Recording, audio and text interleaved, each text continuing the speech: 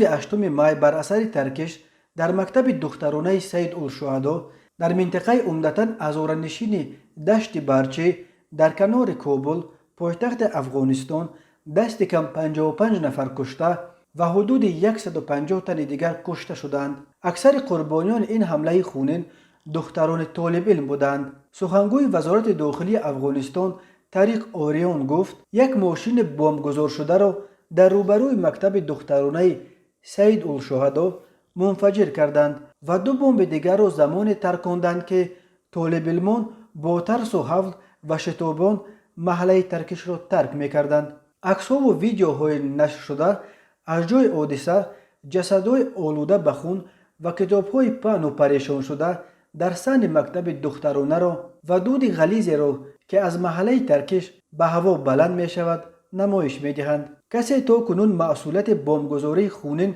در منطقه عمدتاً هزاره‌نشین را به دوش نگرفته است. هزاره‌ها یک اقلیت قومی افغانستان است که پیروی مذهب شیعه می باشند و در سالهای جنگ در آن کشور دهها مراتب هدف چنین حمله‌ها قرار گرفتند. جنبش طالبان با محکوم کردن حمله اخیر که پرقربانی ترین حمله در کابل در چند ماه اخیر به شمار می رود اظهار داشت که جنگجویانش در آن دست ندارند، ولی پرزیدنت افغانستان اشرف غنی طالبان را به انجام این حمله عیبدار کرد.